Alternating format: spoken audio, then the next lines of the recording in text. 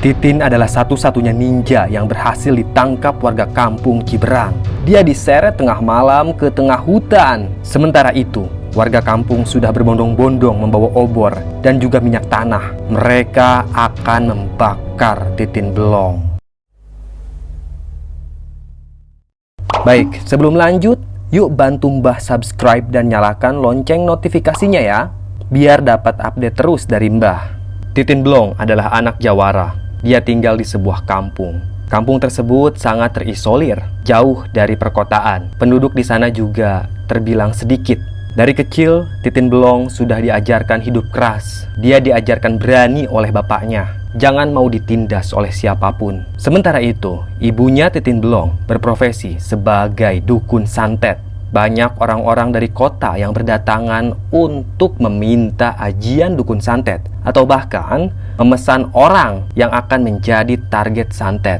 Keluarga Titin memang sangat rumit dan kontroversial di tengah-tengah masyarakat. Tapi walaupun begitu, Ustadz di kampung Titin tidak berani menegur.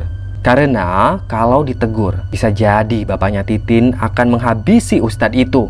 Atau mungkin saja ibunya Titin akan meneror dengan cara disantet. Jadi tidak ada pemuka agama yang berani mengusik keluarga Titin Belong. Hingga pada suatu hari, saat Titin berumur 5 tahun, kejadian naas itu pun menimpa keluarga Titin. Saat itu, bapaknya Titin yang berprofesi sebagai jawara, dia menerima tawaran pekerjaan untuk membunuh seseorang di kampung sebelah. Nah, dari dulu kampung sebelah memang suka cari gara-gara dengan kampungnya Titin. Saat itu masalahnya cuma gara-gara kalah dalam turnamen bola. Tawuran antar kampung pun terjadi, sehingga para pemuda di kampungnya Titin tidak senang dengan perlakuan orang-orang di kampung sebelah. Nah, ada satu pengusaha yang ikut campur dalam masalah tersebut. Pengusaha itu diam-diam membayar bapaknya Titin untuk menghabisi kepala pemuda di kampung sebelah. Tentu bapaknya Titin yang berprofesi sebagai jawara yang sangat bengis, dia menerima tawaran itu. Bapaknya Titin tidak butuh orang lain untuk menghabisi kepala pemuda yang ada di kampung sebelah. Dia bisa seorang diri datang ke sana, baik siang hari maupun malam hari. Tapi saat itu, bapaknya Titin memilih datang pada malam hari. Di saat semua orang tidur lelap, bapaknya Titin keluar dari rumah dengan membawa sebilah golok. Golok itu ukurannya cukup panjang dan juga tajam. Perawakan bapaknya Titin memang sangat mengerikan. Tubuhnya tinggi besar dan gendut. Kepalanya juga botak. Bapaknya Titin berangkat menuju kampung sebelah tanpa didampingi siapapun. Dia memang sangat berani. Setibanya di sana, bapaknya Titin langsung menghampiri rumah kepala pemuda di sana. Kebetulan saat itu, si kepala pemuda sedang tiduran di tengah rumah. Tanpa ancang-ancang lagi, bapaknya Titin langsung menghujamkan golok. Saat itu juga, si kepala pemuda tewas di tempat. Darah mengucur. Semua anggota keluarga terbangun. Istri dari kepala pemuda tersebut minta tolong pada warga. Seketika saja warga berdatangan. Bapaknya Titin yang merasa dirinya jawara. Dia menantang semua warga yang ada di sana untuk duel. Awalnya warga di sana tidak mau berduel dengan bapaknya Titin. Ada rasa takut di hati mereka. Namun, ada salah satu warga yang menjadi provokator. Dia membakar semangat warga untuk menghajar bapaknya Titin. Ini desa kita, jangan mau diinjak-injak. Hajar, kita serbu, ucap lelaki tersebut. Karena semangatnya sudah terbakar, akhirnya warga berbondong-bondong mengerumuni bapaknya Titin. Ada yang membawa senjata masing-masing seperti golok, balok, batu, parang, arit, dan lain sebagainya. Mereka semua memukuli bapaknya Titin sampai babak belur. Walaupun dia jawara, tapi tentu saja bapaknya Titin tidak akan sanggup melawan orang-orang tersebut karena jumlahnya terlampau banyak. Bapaknya Titin dipukuli habis-habisan. Dan dari kerumunan orang itu, ada satu orang yang membawa batu yang sangat besar. Batu itu langsung diangkat dengan sekuat tenaga, lalu dihantamkan ke kepalanya Bapak Titin. Seketika saja, kepala itu pecah. Bapaknya Titin tewas di tempat dengan sangat mengenaskan. Keesokan harinya, kabar tentang kematian bapaknya Titin tersebar luas di seluruh kampung. Tapi tidak ada satu warga pun yang mau membela bapaknya Titin. Mereka tidak mau ada kerusuhan lebih lanjut. Alhasil, bapaknya Titinlah yang menjadi korban. Jasadnya dikembalikan ke kampung sebelah, lalu dimakamkan. Saat itu, ibunya Titin langsung menjanda. Dia sangat sedih karena suaminya meninggal dengan sangat mengenaskan. Namun penderitaan keluarganya Titin tidak sampai di sana. Ternyata masih ada yang menyimpan dendam pada keluarganya Titin. Tentu dendam itu berasal dari keluarga korban yang sempat dibunuh oleh bapaknya Titin Belong. Mereka melancarkan aksi balas dendam dengan cara menebar fitnah. Nah, suatu hari ada seorang warga di kampung tetangga yang meninggal secara mendadak. Nah, isu meninggal secara mendadak itulah dijadikan fitnah. Ibunya Titin dituduh sebagai tukang santet yang telah melakukan hal tersebut.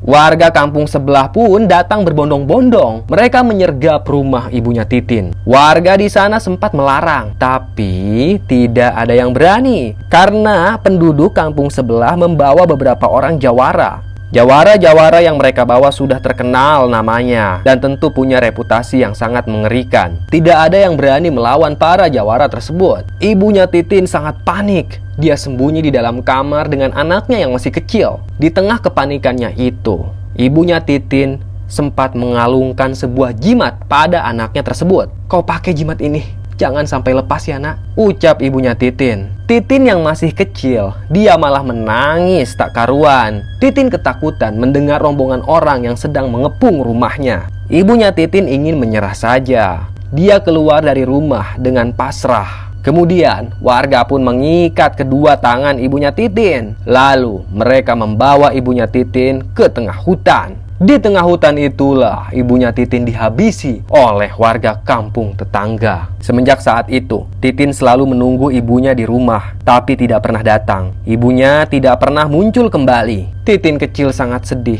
karena dia kehilangan kedua orang tuanya. Semenjak saat itulah, Titin diasuh oleh neneknya yang sudah tua. Titin dikirim ke rumah neneknya yang jaraknya sangat jauh dari sana. Kira-kira terselang 5 kampung. Neneknya itu sudah renta, tapi penglihatannya masih jelas. Pendengarannya juga masih baik. Hanya saja punggungnya bongkok. Sehari-hari neneknya Titin menggunakan itek atau tongkat untuk berjalan. Neneknya Titin juga bukan orang sembarangan. Dia juga merupakan dukun sakti, tapi bukan dukun santet. Neneknya Titin lebih ke pengobatan secara gaib. Neneknya Titin tidak bekerja sama sekali. Untuk urusan ekonomi tidak perlu pusing, karena walaupun sudah renta, neneknya Titin ini banyak uang. Uang itu ia dapatkan dari amplop para pasien yang berobat padanya. Jadi selama diasuh oleh neneknya itu, Titin Belong sangat sejahtera. Apapun yang dimau oleh Titin Belong pasti dituruti. Singkat cerita, tahun berganti tahun. Titin Belong semakin dewasa. Dia mewarisi perawakan bapaknya. Tinggi dan besar. Tubuhnya juga kuat. Titin Belong juga punya hobi belajar bela diri. Dia menuntut ilmu bela diri dari satu guru ke guru lainnya. Selain ilmu bela diri, Titin Belong juga punya ilmu kebatinan. Ilmu kebatinan itu diwarisi dari neneknya. Titin Belong tumbuh dengan sangat kuat dan juga penuh dendam. Dia masih ingat betul bagaimana ibunya dibawa oleh warga kampung dan dihabisi di sana. Sementara itu tidak ada tetangga-tetangganya yang membela ibunya Titin. Nah, Titin Belong sangat dendam. Bukan hanya pada warga kampung yang telah menghabisi ibunya, tapi dia juga dendam pada warga kampungnya sendiri karena tidak ada yang membela ibunya Titin. Setelah Titin Belong cukup dewasa dan kemampuannya juga sangat handal, akhirnya dia memutuskan untuk balas dendam pada warga kampung yang telah membunuh ibu dan bapaknya. Target pertama adalah warga kampung tetangga. Ya, dia sudah dapat informasi siapa saja yang telah membunuh bapaknya dan juga ibunya. Dalam satu malam saja, Titin Belong berhasil menghabisi mereka semua dengan cara diam-diam. Titin Belong punya senjata rahasia, yaitu pisau kecil. Pisau itu ia gunakan untuk menghabisi mangsanya. Ia tusukkan pisau itu ke leher sehingga mangsanya tidak bisa berkutik sama sekali. Sehingga aksinya itu tidak ketahuan siapa-siapa. Sangat senyap dan dingin. Warga kampung baru menyadari kengerian itu saat pagi hari. Semua warga kaget ketika melihat ada 20 mayat yang bergeletakan di halaman rumah mereka. Kasus pembunuhan itu sangat misterius. Tidak ada yang menyangka kalau Titin Blong lah pelakunya. Warga langsung lapor polisi, tapi polisi juga kesulitan untuk mengungkap kasus tersebut. Nah, setelah 1 minggu berjalan, Titin Blong langsung melancarkan aksi keduanya. Dalam artian, dia akan menghabisi tetangganya. Kali ini Titin Blong akan menghabisi warga bekas kampungnya. Karena warga di sana dulu tidak mau membela ibunya Titin. Seperti biasa, Titin melancarkan aksinya itu di tengah malam sekitar jam 2 sampai jam 3 dini hari. Dia sudah mencatat siapa saja yang akan Titin habisi. Kebanyakan dari mereka adalah orang-orang yang sudah tua. Nah, Titin masuk ke rumah warga. Dia sangat mudah melancarkan aksinya itu. Dia sangat ahli mencongkel jendela. Saat Titin Blong sudah berdiri di kamar targetnya, Titin pun langsung menusukkan pisau kecil itu tepat di leher korbannya. Dia langsung tewas seketika di kasur. Titin Blong menghampiri rumah demi rumah, kamar demi kamar untuk membunuh orang-orang yang tidak membela ibunya dulu. Total korban ada 25 orang dan semuanya punya luka yang sama di leher. Seperti kata pepatah, sepandai-pandainya tupai melompat, pasti jatuh juga. Begitupun dengan Titin. Walaupun dia sangat ahli bersembunyi dari kasusnya itu, tapi lama-kelamaan polisi berhasil mengungkap kasus tersebut. Dan tentu Titin ditetapkan sebagai tersangka. Dia pun divonis penjara seumur hidup. Titin yang masih muda akan mendekam di penjara sampai akhir hayatnya. Legenda tentang pembunuh berantai itu sangat mengerikan. Kisahnya tidak lekang dimakan zaman. Orang-orang di kampung yang pernah menjadi korban Titin, semua orang sangat takut pada Titin. Walaupun wajahnya cantik, tapi Titin punya hati iblis. Hatinya dingin. Dia tidak takut pada siapapun dan bisa membunuh siapapun yang telah menyakiti hatinya. Selama bertahun-tahun, Titin tinggal di penjara. Tidak ada satupun terpidana yang berani melawan Titin. Semuanya tunduk pada Titin Blong. Walaupun di dalam penjara, reputasi Titin Blong masih sangat cemerlang. Namanya dielu-elukan di kalangan kriminal, di tengah-tengah preman pasar, di antara para jawara. Semuanya sangat kenal pada Titin Blong. Di dalam penjara itu juga banyak cerita-cerita mistis yang dialami oleh para narapidana, terutama terhadap Titin Blong. Banyak yang memberi kesaksian kalau Titin Blong ini sangat sakti. Titin Blong disinyalir punya ilmu rawa rontek yang tidak bisa mati. Ilmu rawa rontek memang sangat mengerikan, membuat orang yang memilikinya tidak akan mati. Nah, pada suatu hari, tiba-tiba saja Titin Blong dibebaskan, padahal masa hukumannya belum selesai. Kata penjaga tahanan, ada yang memberi tebusan pada Titin Blong, dan tebusan itu sangat mahal, mencapai miliaran. Setelah Titin Blong dibebaskan, ada seorang laki-laki yang menghampirinya. Lelaki itu sangat misterius. Dia selalu mengenakan masker dan topi hitam kemana-mana. Si lelaki menawarkan pekerjaan pada Titin. Pekerjaannya juga sangat kotor, yaitu menjadi pembunuh bayaran. Titin menanyakan upahnya, dan setelah diberitahu ternyata upahnya sangat tinggi. Tentu Titin mau. Titin menerima imbalan 50% di muka. Sisanya akan dibayarkan setelah misi selesai. Si lelaki itu pun membawa Titin menggunakan mobil kijang jadul. Mobil itu masuk ke sebuah kawasan pabrik. Pabrik tersebut tampak sudah usang dan tidak ada penghuninya. Di sana Titin diberitahu tentang target orang yang akan dibunuh. Ternyata bukan hanya 1 orang saja, melainkan ada 5 orang. Dan Titin tidak akan bertugas sendirian. Ada 2 orang lainnya yang akan menemani Titin untuk menghabisi 5 target tersebut. Kampungnya juga sudah ditentukan. Itu adalah perkampungan yang terkenal dengan dukun-dukun sakti. Bisa dibilang lumbungnya para dukun. Kelima target itu juga merupakan dukun yang sangat terkenal di kampung tersebut. Banyak sekali orang-orang dari kota yang berdatangan untuk meminta pesugihan atau penglaris. Misi yang dijalankan Titin sangat rahasia dan sangat abu-abu. Titin bahkan tidak tahu alasan mereka menyuruhnya untuk membunuh para dukun tersebut. Yang jelas, Titin diberi pakaian serba hitam layaknya ninja.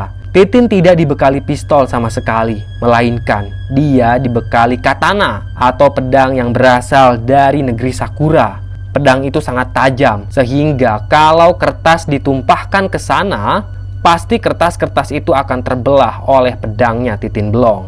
Misi pun dijalankan. Titin Blong dan kedua temannya berangkat tengah malam ke sebuah kampung untuk menghabisi dukun santet. Namun naasnya, ternyata kelima dukun itu juga bukan orang sembarangan. Mereka bisa berkelahi dengan sangat ahli. Misi malam itu langsung gagal. Tidak ada satu dukun pun yang berhasil dibunuh. Kedua teman Titin berhasil kabur. Sementara itu, Titin malah tertangkap oleh dukun tersebut. Setelah Titin tertangkap, warga pun berbondong-bondong menggiring si Titin ke tengah hutan. Mereka sangat senang karena akhirnya bisa menangkap seorang ninja. Isu tentang ninja memang menjadi momok mengerikan di kalangan masyarakat kala itu. Banyak sekali dukun santet atau ustadz-ustadz yang mati secara misterius disergap oleh dukun santet. Warga sudah sangat marah. Mereka semua membawa obor dan juga minyak tanah. Mereka akan membakar Titin Blong hidup-hidup. Nah, tubuh Titin Blong diikat pada sebuah batang pohon. Kemudian, warga mengguyur tubuh itu menggunakan bensin. Korek pun dinyalakan. Lalu, korek itu dilemparkan pada tubuhnya Titin Blong. Semua orang tertawa terbahak-bahak menyaksikan Titin Blong yang mengamuk kesakitan. Tubuhnya terbakar parah. Namun, beberapa saat kemudian, semua warga yang ada di sana tercengang-cengang karena tubuh Titin Blong tidak mempan dibakar. Bahkan rambutnya tidak terbakar sama sekali dan masih utuh. Di saat semua warga kebingungan, tiba-tiba saja dari dahan-dahan pohon muncul komplotan ninja yang sangat mengerikan. Komplotan ninja itu membantu Titin. Mereka melemparkan sebuah senjata khas ninja pada puluhan warga. Puluhan warga itu pun tumbang. Begitupun dengan dukun-dukun yang berkumpul di sana. Semuanya dibantai oleh komplotan ninja yang jumlahnya lebih banyak. Setelah warga itu tumbang, akhirnya para ninja tersebut berhasil menyelamatkan Titin Blong dan membawa Titin Blong entah kemana. Selesai. Terima kasih sudah menyimak cerita Mbah. Tunggu cerita-cerita lainnya ya. Tetap sehat dan salam merinding.